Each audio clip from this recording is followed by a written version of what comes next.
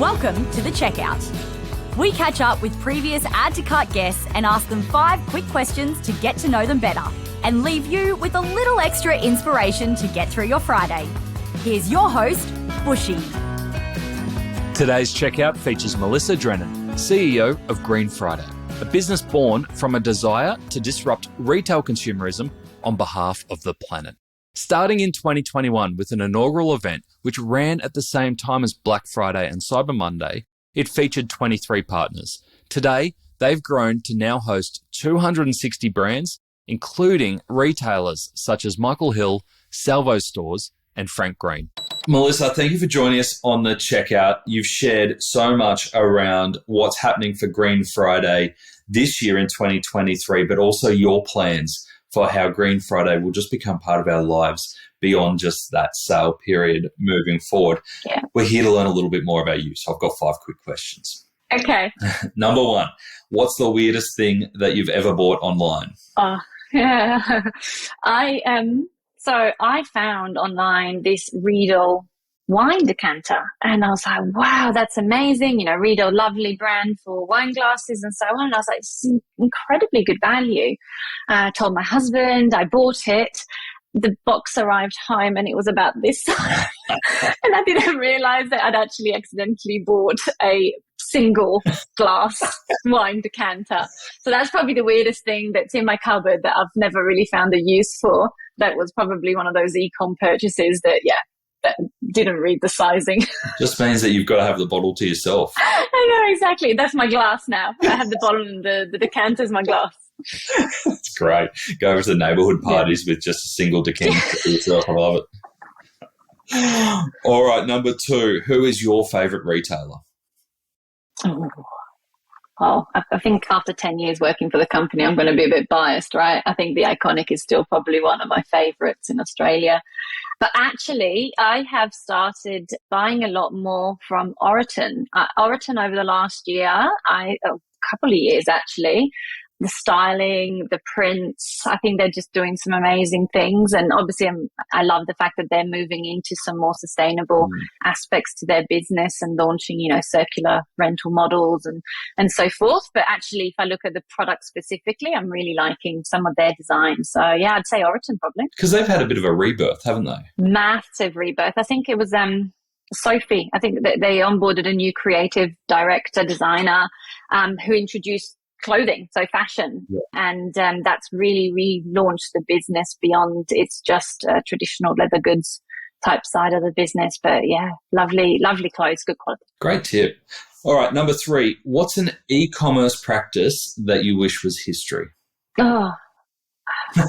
Bugs me every single time you order something online and it gets delivered in a box about 10 times the size of the product that's in it. And then they have to fill it with crazy amounts of stuff just so it doesn't kind of bounce around and break within it. So my goodness, the minute we can create something that works so much better in creating less waste around that, I think it's genius. Exactly.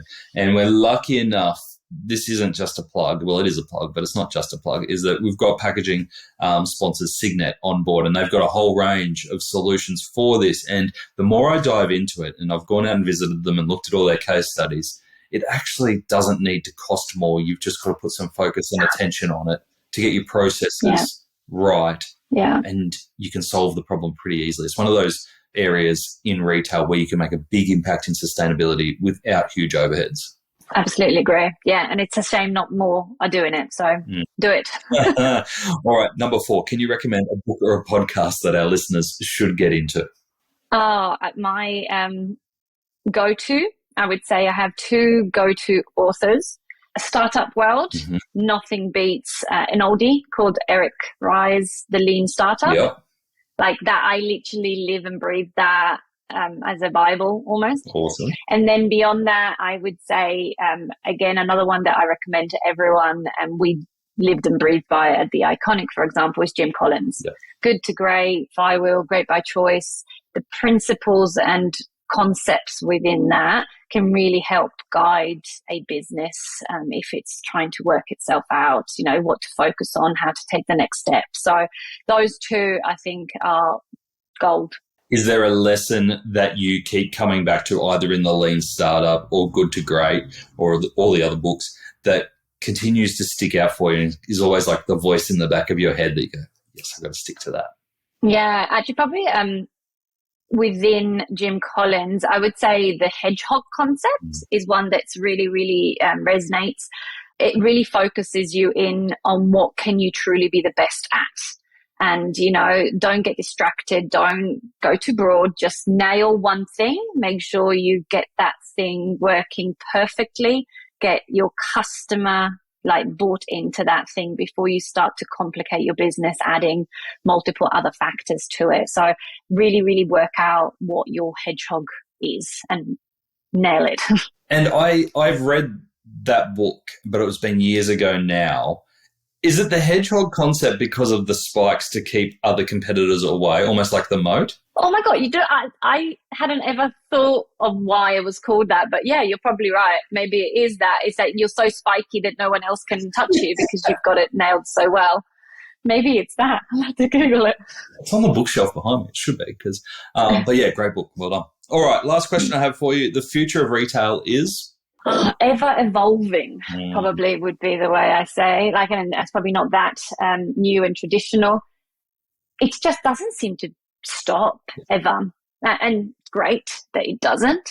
But I think we're going to see technological advancements that will blow our mind, I would say, over the next sort of 5 to 10 years, even with AI and the little kind of snippets that we're doing in that space at the moment. Gosh, some people out there are just so incredibly smart with what they're developing. And then I think, changes in consumer behavior. So sustainability, 100%. We know when you look at it demographically that there are higher skews for sustainability in the younger generations. So it will just continuously become more and more and more required, expected, and part of the norm. So I think it's going to continue evolving over time. And I think the most critical thing for any business to do is just don't get left behind. You just have to keep iterating, adapting, changing, and following, and hopefully leading some of it. And obviously being sustainable. I think that's kind of good. Melissa, thank you so much for joining us on the Checkout. Amazing. Thank you so much for having us, Nathan. To hear more from Melissa, jump back into episode 349, where Melissa shares how the Green Friday platform works and how brands can be involved wherever they are on their sustainability journey. She gives her take on how retail can cater to the growing eco-conscious consumer and provides a valuable lesson in sustainability maths. Thanks for listening, and until next time, keep adding to cart.